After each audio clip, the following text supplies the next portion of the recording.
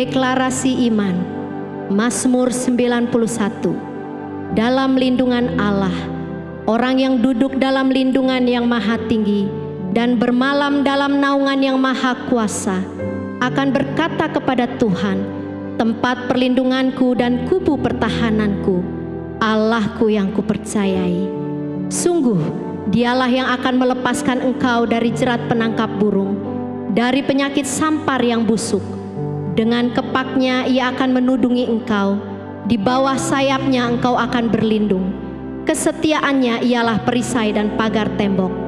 Engkau tak usah takut terhadap kedahsyatan malam, terhadap panah yang terbang di waktu siang, terhadap penyakit sampar yang berjalan di dalam gelap, terhadap penyakit menular yang mengamuk di waktu petang. Walau 1000 orang rebah di sisimu dan 10.000 di sebelah kananmu, tetapi itu tidak akan menimpamu. Engkau hanya menontonnya dengan matamu sendiri dan melihat pembalasan terhadap orang-orang fasik. Sebab Tuhan ialah tempat perlindunganmu, yang maha tinggi telah kau buat tempat perteduhanmu. Malapetaka tidak akan menimpa kamu, dan tulah tidak akan mendekat kepada kemahmu. Sebab malaikat-malaikatnya akan diperintahkannya kepadamu untuk menjaga engkau di segala jalanmu. Mereka akan menatang engkau di atas tangannya, supaya kakimu jangan terantuk kepada batu. Singa dan ular tedung akan kau langkahi. Engkau akan menginjak anak singa dan ular naga. Sungguh hatinya melekat kepadaku, maka aku akan meluputkannya. Aku akan membentenginya, sebab ia mengenal namaku. Bila ia berseru kepadaku, aku akan menjawab. Aku akan menyertai dia dalam kesesakan. Aku akan meluputkannya dan memuliakannya. Dengan panjang umur akan kukenyangkan dia, dan akan kuperlihatkan kepadanya keselamatan daripadaku. Amin.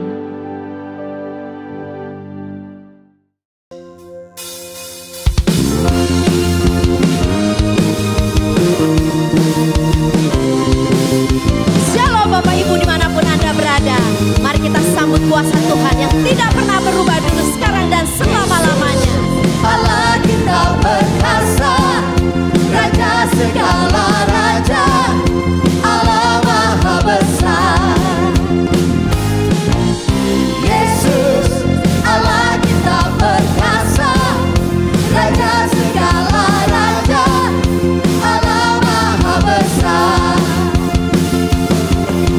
Lawan musuh dengan senjatanya, firman Allah yang berkuasa. Injak iblis dengan kuasa Allah, kita bebas, dibebaskannya.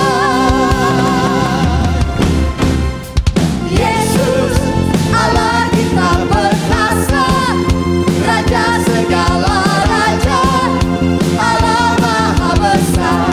Yesus, Allah kita perkasa, Raja segala raja, Allah maha besar. Lawan musuh dengan senjatanya, firman Allah yang berkuasa.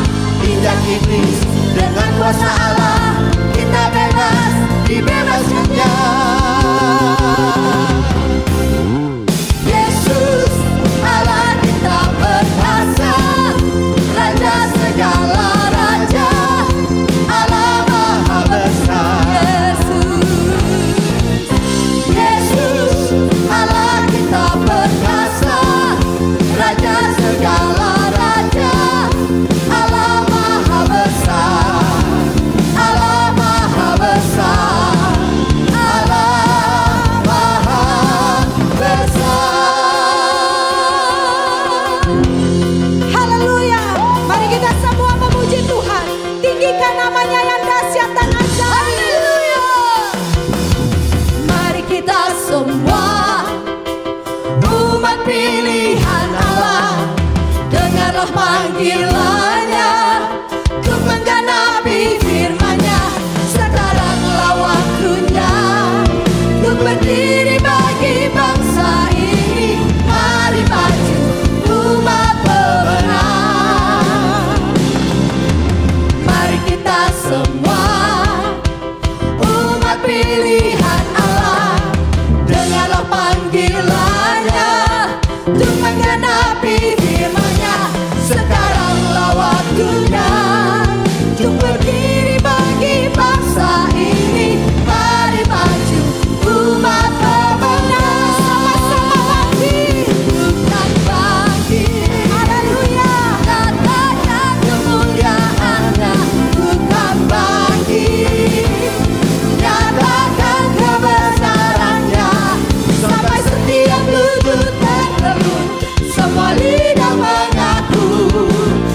Yesus Kristus dialah Tuhan, Raja segala raja.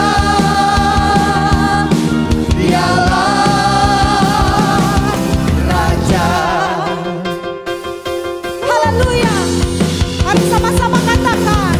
Mari kita semua umat pilihan Allah, dengarlah panggilannya untuk menggenapi firman-Nya. Sekaranglah waktunya untuk berdiri bagi bangsa ini. Mari maju umat pemenang, bukan bangkit, nyatakan kemuliaan-Nya. Bukan bangkit, nyatakan kebesaran-Nya. Sampai setiap lutut bertelut, semua lidah mengaku Yesus Kristus dialah Tuhan, Raja segala raja. Dialah bukan bangkit, nyatakan kemuliaan-Nya. Bukan bangkit, nyatakan kebesaran-Nya. Sampai setiap lutut bertelut, semua lidah mengaku Yesus Kristus dialah Tuhan, Raja segala raja. Dialah Raja. Dialah Tuhan. Dialah Tuhan. Dialah Raja. Dialah Raja. Beri sorak-sorai buat Tuhan. Haleluya. Haleluya. Haleluya. Dari dulu, sekarang, dan selama-lamanya Kau adalah Allah, Raja yang layak disembah. Terima kasih Tuhan, terima kasih. Irala barala barala basyanda, Uriarala morala barala basyanda, Irala basyanda, penolong yang setia, Allah penyelamat kami yang hidup. Kami sembah, kami muliakan Engkau. Haleluya.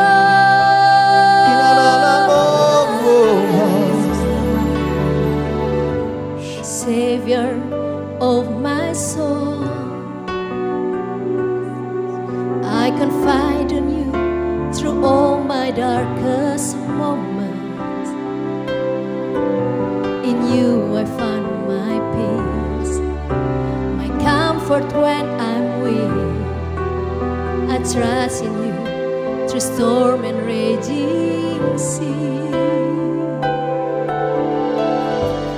Faithful, you're my God. You're the glory and the lifter of my head. Your light, it fills my days. It leads me in your ways. Forever I surrender all to you. And I live to worship you. My Jesus, you're the only one for me. Nothing will ever take your place, my precious Savior. Who can stand between my Lord and me? Lord, I live to honor you, and I long to bring my life an offering. Take me higher, throw me deeper. I give to be with you.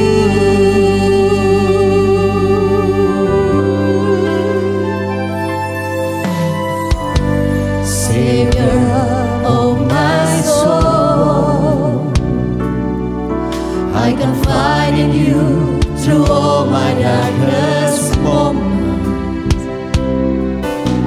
In you I find my peace, my comfort when I'm weak. I trust in you to storm and raging sea. Faithful, you're my God. Faithful, you're my God. You're the glory and the lifter of my head. Your light fills my days. It leads me in your ways. Forever I surrender all to you, and I live to worship you, my Jesus. You're the only one for me. Nothing will ever take your place, my precious Savior.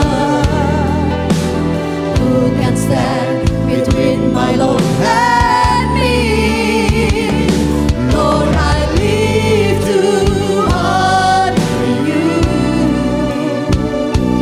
and I long to be my love and offering. Take me higher, draw me deeper. I give all to be with you. Mari kita sembah Yesus, Allah yang baik, Allah yang luar biasa.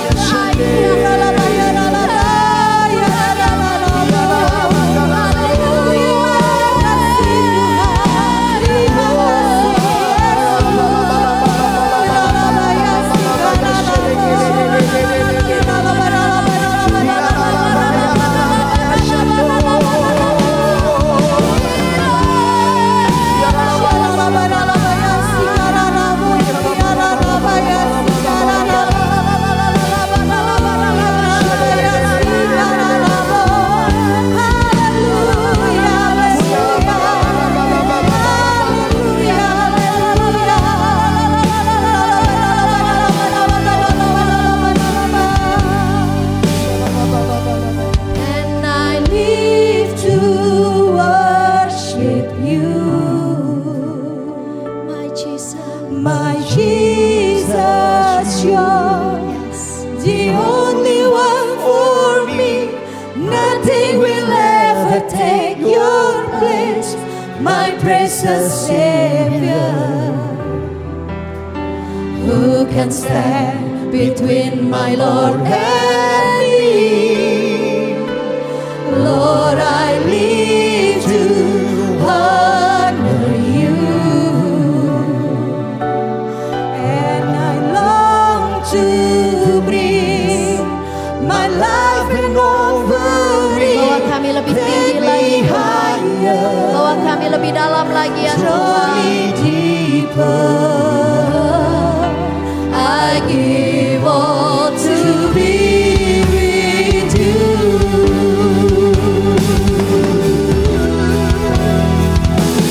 And I live to worship you, my Jesus.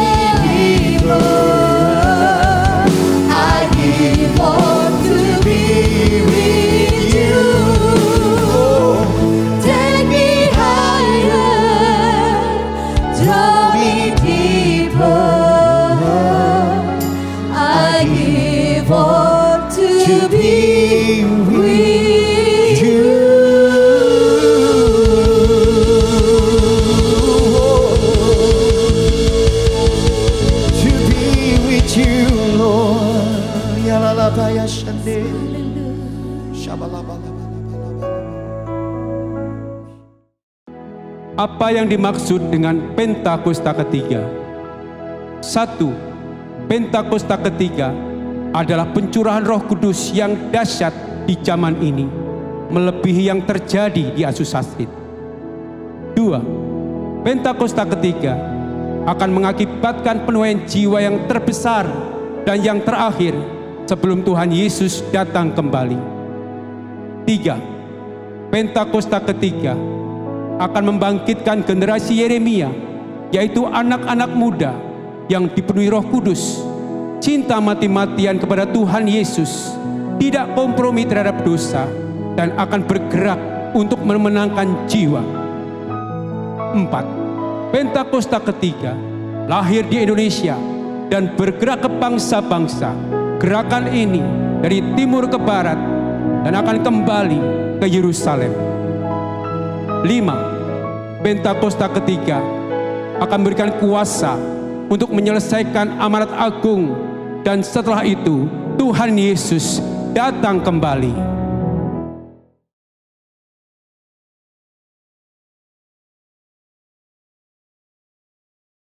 Shalom semuanya. Tuhan Yesus mengingatkan kita mengenai persyaratan untuk masuk ke dalam kerajaan sorga. Seperti yang dituliskan dalam Matius 7 ayat 21 sampai dengan 23. Tuhan Yesus berkata, bukan setiap orang yang berseru kepadaku, Tuhan, Tuhan, akan masuk ke dalam kerajaan sorga, melainkan dia yang melakukan kehendak Bapa-Ku yang di sorga. Pada hari terakhir, banyak orang akan berseru kepadaku, Tuhan, Tuhan, bukankah aku bernubuat demi namamu, dan mengusir setan demi namamu, dan mengadakan banyak mujizat demi namamu juga? Pada waktu itulah aku akan berterus terang kepada mereka dan berkata, aku tidak pernah mengenal engkau. Enyahlah daripadaku, kamu sekalian pembuat kejahatan. Di sini Tuhan Yesus dengan tegas mengajarkan bahwa melakukan kehendak Bapa yang di sorga merupakan suatu syarat untuk masuk ke dalam kerajaan sorga. Perlu diingat, hal ini tidak berarti bahwa kita dapat memperoleh keselamatan dengan usaha sendiri atau dengan kekuatan sendiri. Sesuai dengan Efesus 2 ayat 8 sampai dengan 10 yang berkata, sebab karena kasih karunia kamu diselamatkan oleh iman. Itu bukan hasil usahamu, tetapi pemberian Allah, karena kita ini buatan Allah. Kita mampu melakukan kehendak Tuhan dan menjalankan hidup benar oleh karena kasih karunia yang kita responi dengan iman. Tuhan senantiasa menyediakan kemampuan untuk menaati Dia. Karena itu, kita yang hidupnya intim dengan Tuhan, oleh karena kasih karunia, kita akan mampu melakukan kehendak Bapa di sorga. Katakan amin. Tuhan Yesus mengingatkan bahwa pada hari-hari terakhir akan ada banyak orang. Sekali lagi saya katakan, akan ada banyak orang di dalam gereja yang melayani dan percaya bahwa mereka adalah hamba-hamba Tuhan. Tetapi justru Tuhan Yesus tidak pernah mengenal mereka. Kita diingatkan agar jangan sampai hal ini terjadi kepada kita. Kita harus sungguh-sungguh taat kepada kebenaran firman Tuhan. Dan tidak menganggap keberhasilan dalam pelayanan sebagai standar untuk menilai hubungan mereka atau keuntiman dengan Tuhan. Ketika orang-orang itu berkata, Tuhan, bukankah kami bernubuat, mengusir setan, mengadakan banyak mujizat demi namamu? Di situ Tuhan Yesus akan berkata, aku tidak pernah mengenal kamu. Enyahlah daripadaku, kamu sekalian pembuat kejahatan. Di sini Alkitab mengajarkan kepada kita bahwa khotbah yang berapi-api, bersemangat, membuat mujizat bisa berasal dari iblis. Rasul Paulus mengingatkan bahwa iblis pun menyamar sebagai malaikat terang. Jadi jangan heran kalau pelayan-pelayan iblis menyamar sebagai pelayan-pelayan Tuhan. Paulus menerangkan bahwa apa yang tampaknya seperti urapan yang penuh kuasa, ternyata dapat merupakan pekerjaan iblis. Kadang-kadang kita bertanya, mengapa pengkhotbah yang tidak benar bisa memberikan dampak yang luar biasa kepada seseorang yang sungguh-sungguh mengejar kebenaran Tuhan? Memang kadang-kadang Tuhan izinkan hal-hal seperti itu terjadi. Tetapi pengertiannya adalah Tuhan tidak mendukung sang pengkhotbah yang tidak benar. Tetapi Dia tetap mendukung kebenaran Alkitab dan mereka yang menerima kebenaran itu dengan iman. Tuhan pernah berkata tentang Daud dalam Kisah Para Rasul 13 ayat 22. Aku telah mendapatkan Daud bin Isai, seorang yang berkenan di hatiku dan yang melakukan segala kehendakku. Jadi Tuhan berkenan kepada Daud karena Daud melakukan kehendaknya. Kehendak Tuhan yang mana? Kisah Para Rasul 13 ayat 36 berkata, sebab Daud melakukan kehendak Allah pada zamannya. Jadi di sini dijelaskan, Daud tidak melakukan kehendak Allah pada zaman orang lain, tetapi pada zamannya. Apa yang Allah kehendaki pada waktu itu. Saya pribadi merindukan untuk mendengarkan Tuhan berkata kepada saya, aku telah menemukan Niko Binyotoro Harjo, orang yang berkenan di hatiku dan melakukan kehendak Tuhan pada zaman ini. Apakah saudara juga merindukan hal yang seperti itu?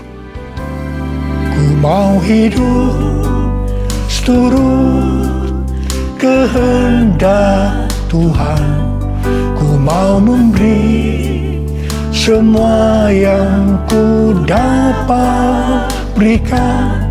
Ku mau cinta Dia lebih dari semua. Ku tak dapat membalas kasih-Nya. Ku mau cinta Dia lebih dari semua. Ku tak dapat membalas kasih-Nya.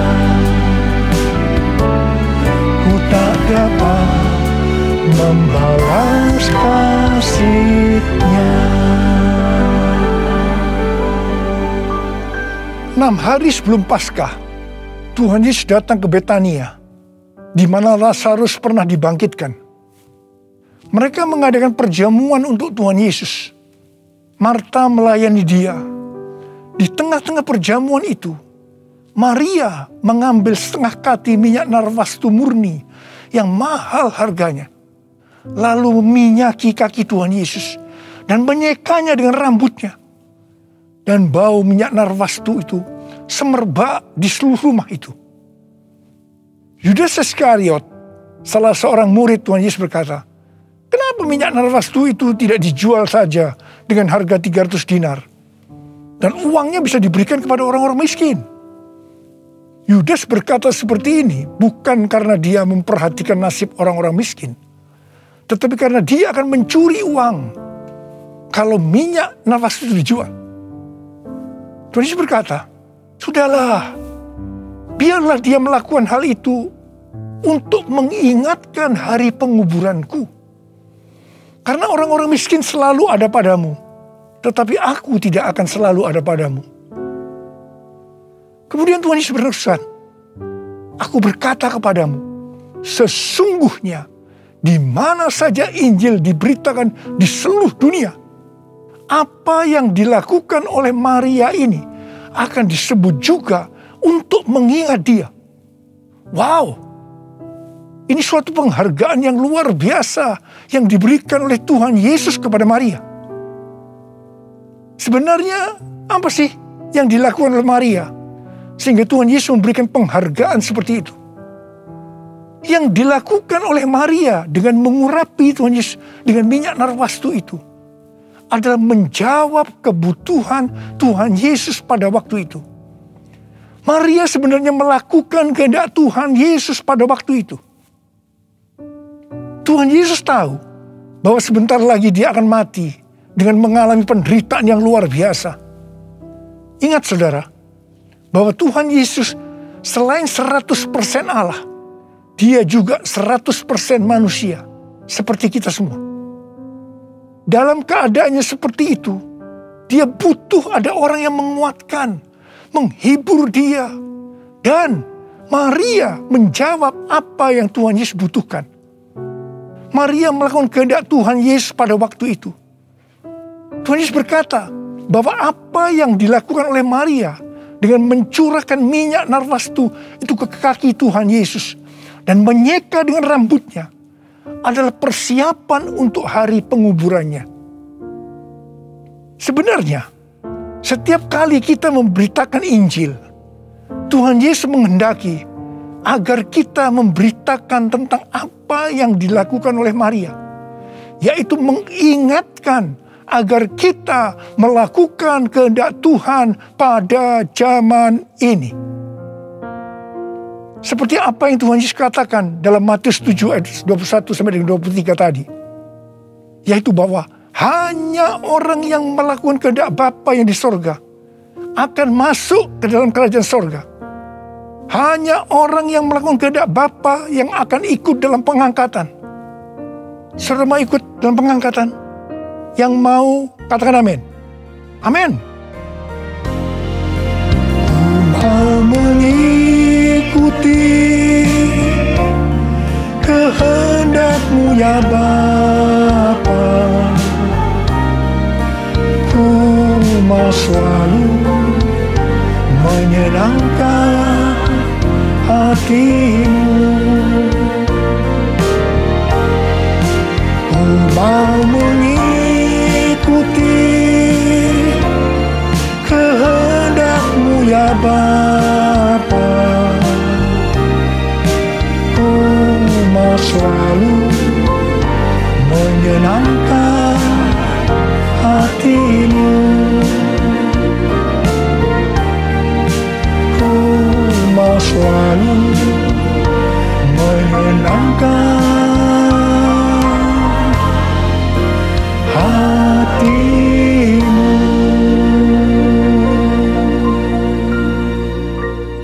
Pertanyaannya, apa yang menjadi kehendak Bapa di sorga pada zaman ini?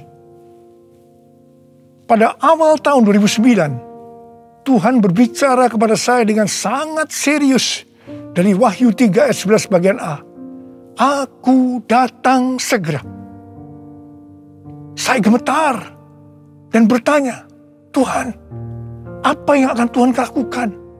Dan apa yang harus saya kerjakan? Sekitar 6 bulan kemudian, Tuhan baru menjawab pertanyaan saya dengan berkata, Aku akan mencurahkan rohku. Aku akan mencurahkan rohku, kata Tuhan. Pada saat aku mencurahkan rohku, maka akan terjadi seperti Yoel 2, ayat 28 sampai 32. Pada waktu Roh Kudus dicurahkan, akan ada 3 tanda yang akan terjadi. Tanda pertama, anak-anak, pemuda, dan orang tua akan dipakai Tuhan secara luar biasa. Tanda yang kedua, mujizat-mujizat akan terjadi secara luar biasa.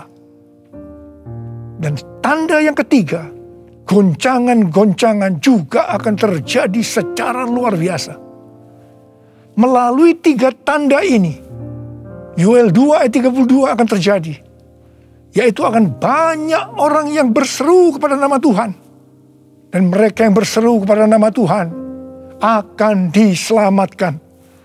Jadi akan terjadi penuaian jiwa besar-besaran. Katakan amin.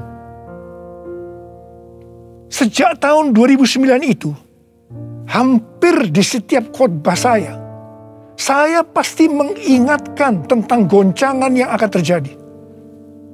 Lebih dari 10 tahun saya mengingatkan tentang akan terjadinya goncangan-goncangan ini. Jadi, salah satu tanda pencurahan Roh Kudus yang akan terjadi adalah goncangan yang dahsyat. Tahun 2013 Tuhan memberikan nama pencurahan Roh Kudus ini sebagai Pentakosta yang ketiga. Dan goncangan yang dahsyat yang Tuhan maksudkan ternyata adalah pandemi COVID-19 yang saat ini sedang melanda di seluruh dunia. Jadi pandemi COVID-19 ini adalah salah satu tanda bahwa Pentakosta yang ketiga sedang dicurahkan. Pentakosta ketiga akan membangkitkan penuaian jiwa yang terbesar dan yang terakhir sebelum Tuhan Yesus datang kembali.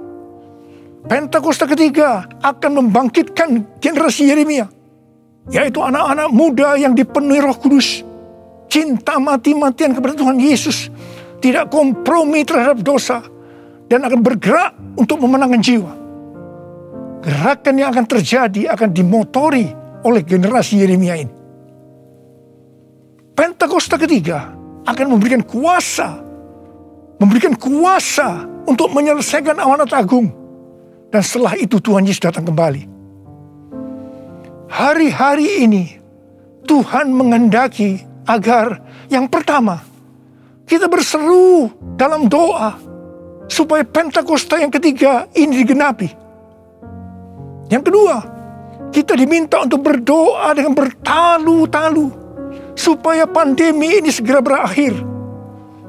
Kita boleh berdoa supaya terjadi seperti pandemi tahun 1918 yang disebutkan sebagai flu Spanyol, di mana pada puncak gelombang kedua, di mana virus sedang menyerang dengan dahsyatnya, tiba-tiba berhenti karena virusnya hilang entah kemana. Kita juga harus berdoa untuk pemerintah Indonesia dan pemerintahan semua negara supaya diberikan hikmat untuk mengatasi pandemi ini. Dengarlah doaku, ya Tuhan, doaku, biar semua suku bangsa datang menyembahmu.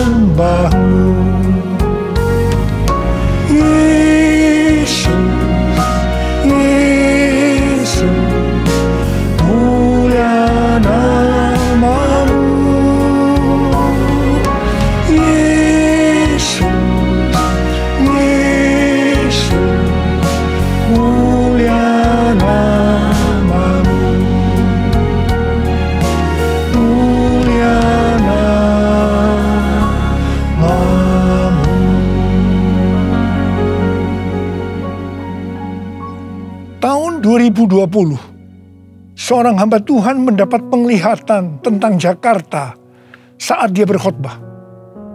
Dia berkata bahwa dia dibawa ke suatu tempat yang namanya Jakarta. Dan dia tidak tahu bahwa ada tempat yang namanya Jakarta. Di sana dia melihat ada angin Tuhan yang sedang bertiup di Jakarta dan sekitarnya. Ada goncangan besar terjadi. Dia mengajak untuk berdoa bagi Jakarta dan Indonesia.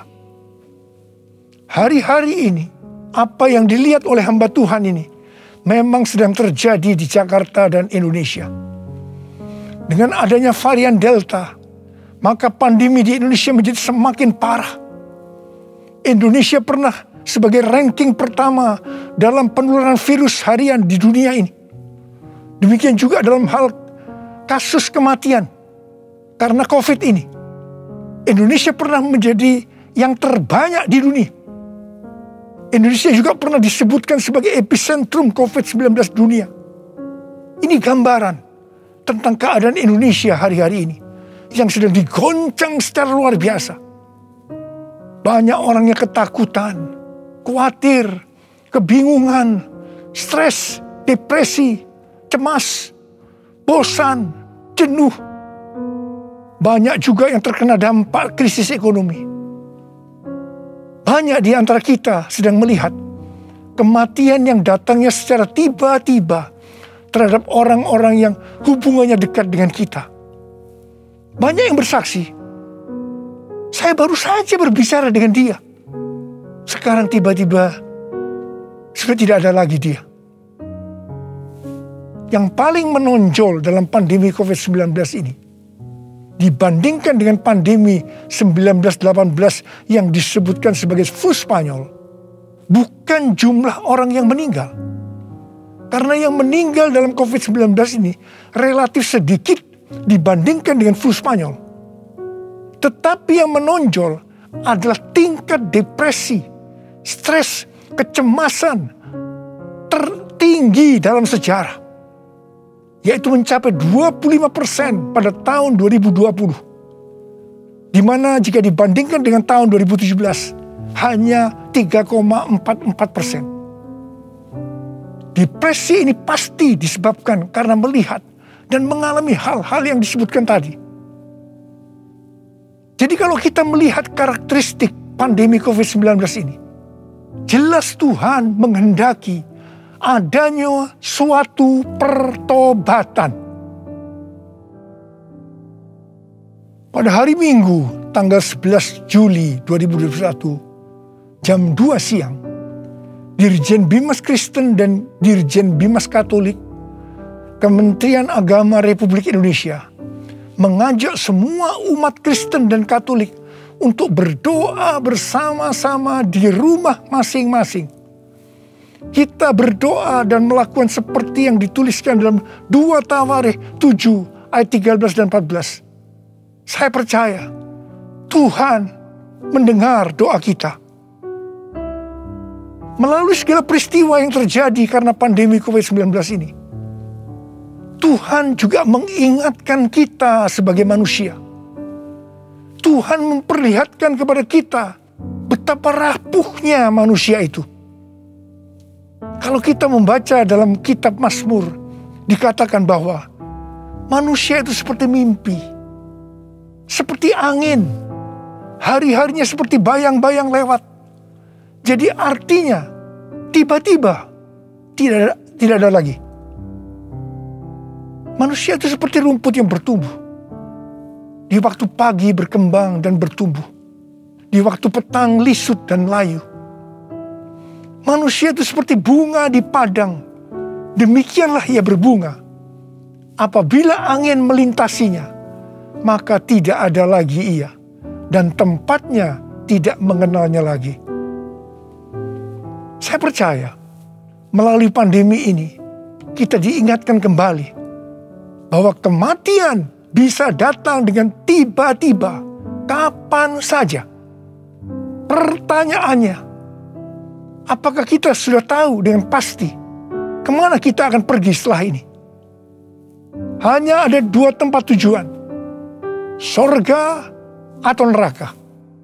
Hari-hari ini Tuhan mengingatkan kita, bukan hanya orang yang berseru, Tuhan, Tuhan, akan masuk ke dalam kerajaan sorga, melainkan dia yang melakukan kehendak Bapakku yang di sorga.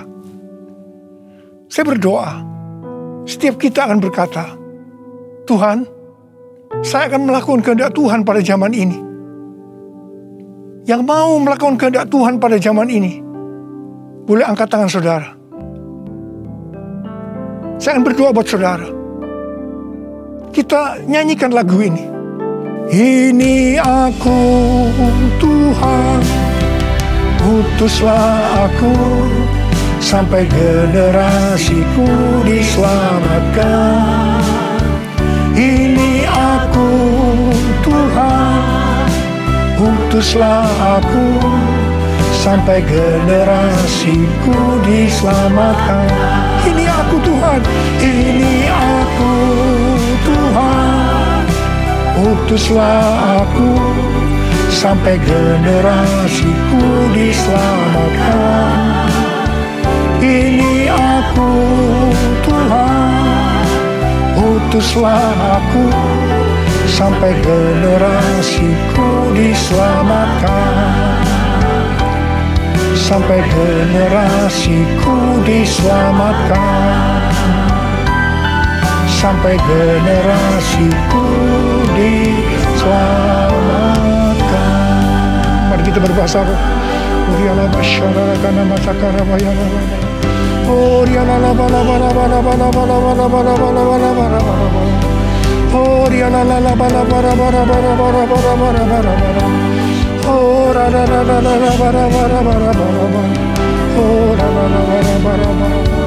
Engkau melihat anak-anakmu sudah mengangkat tangan di hadapanmu. Mereka berjanji, mereka akan melakukan kehendak Tuhan pada zaman ini. Berkati mereka, berikan mereka kekuatan ya Tuhan. Berikan mereka kekuatan. Oh, hamba berdoa mereka yang sekarang terpapar dengan COVID-19. Sembuh dalam nama Yesus, sembuh dalam nama Yesus, sembuh dalam nama Yesus. Mungkin ada di antara mereka yang kena dampak dari krisis ekonomi. Hamba percaya Tuhan, Engkau akan memberikan mereka kecukupan, malah berkelimpahan dalam hal yang baik. Terima. Tuhan, kasihani anak-anakmu. Kasihani anak-anakmu ini Tuhan, kasihani Indonesia Tuhan. Hamba berdoa buat pemerintah Indonesia ya Tuhan. Kasihani, berikan hikmat pada mereka untuk mengatasi pandemi COVID-19 ini ya Tuhan. Terima kasih. Kasihani Indonesia, kasihani anak-anakmu semua. Tuhan, terima kasih. Dalam nama Yesus. Amin. Mari saudara-saudara, kita akan masuk dalam perjamuan kudus. Kita akan mengingat ayat ini. Sebab setiap kali kamu makan roti ini dan minum cawan ini, kamu memberitakan kematian Tuhan sampai Ia datang. Perjamuan kudus adalah perjamuan Tuhan Yesus sendiri. Setiap kali kita masuk dalam perjamuan kudus, Tuhan Yesus selalu berkata, biarlah ini menjadi peringatan akan aku. Biarlah ini menjadi peringatan akan aku. Karena itu mari arahkan hati kita kepada kebaikan Tuhan. Kita akan mengingat kebaikan Tuhan. Mari tundukkan kepala. Bapa, siapakah kami sebelum kami mengenal Engkau? Kami semua orang berdosa. Upah dosa adalah maut, mati. Tempatnya di neraka. Tapi Engkau yang tidak berdosa telah dijadikan dosa oleh karena kami. Engkau harus turun dari sorga mulia, menjelma menjadi manusia, mati ganti kami dengan penderitaan yang luar biasa. Sungguh kalau kami pikirkan ya Tuhan, betapa baiknya Engkau itu. Betapa baiknya Engkau itu ya Abba. Engkau jadikan sebagai anak-anak-Mu.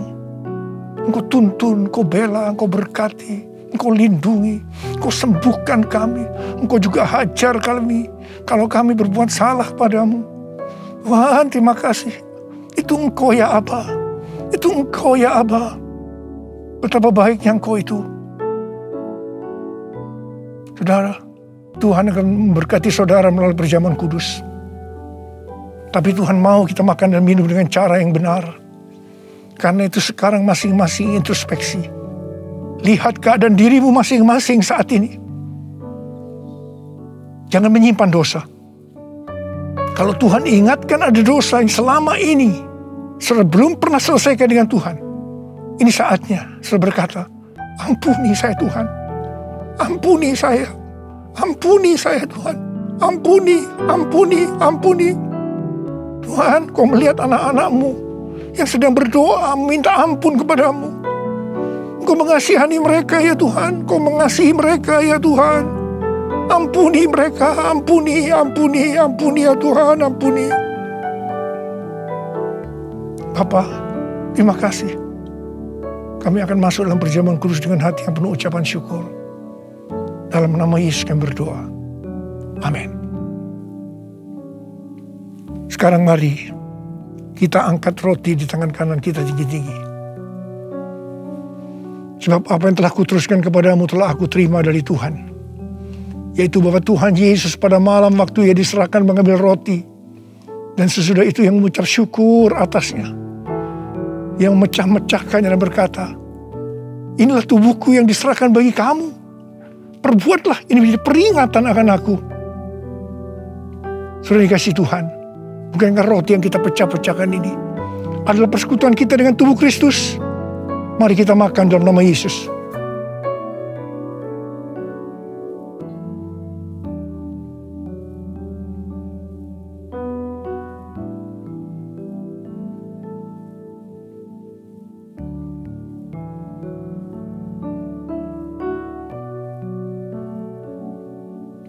Mari angkat cawan di tangan kanan kita tinggi-tinggi. Demikian juga ia mengambil cawan sesudah makan lalu berkata, cawan ini adalah perjanjian baru yang dimeteraikan oleh darahku. Perbuatlah ini setiap kali kamu meminumnya menjadi peringatan akan aku.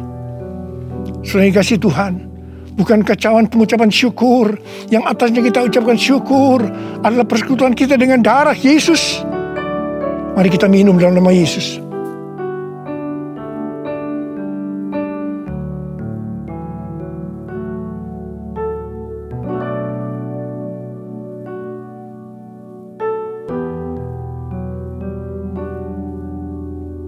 Mari sekarang ucapkan syukur dan terima kasih dengan suara. Jangan diam. Oh, terima kasih ya Tuhan, terima kasih ya Tuhan, terima kasih. Terima kasih.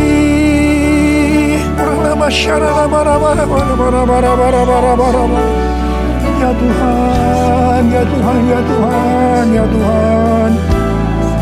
Oh, ya la la la la la la la la la. Tuhan Yesus, Tuhan Yesus Engkau baik, Engkau sungguh baik dan sangat baik kepada kami semua. Ya Tuhan, ya Tuhan, ya Tuhan, terima kasih, terima kasih, terima kasih. Engkau baik ya Abba. Oh, ralabakan. All my life you have been faithful. All my life you have been so good. With every breath that I am able, I will sing of the goodness of God. All my life you have been faithful. All my life you have been so good. With every breath that I am able, I will sing of the goodness of God. I will sing of the goodness of God. I will sing of the goodness of God.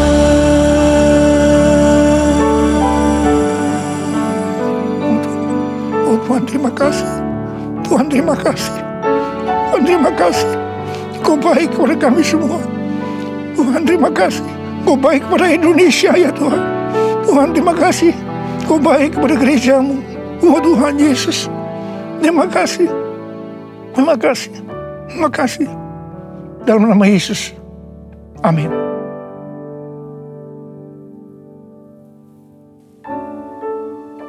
Mari angkat tangan saudara, terima berkat Tuhan. Kasih karunia yang berlimpah-limpah daripada Allah Bapa dalam anak yang tunggal Yesus Kristus. Persekutuan yang manis dengan Roh Kudus menyertai saudara sekalian mulai hari ini sampai Tuhan datang menjemput kita di awan-awan dan bahkan sampai selama-lamanya. Yang percaya bersama-sama katakan amin.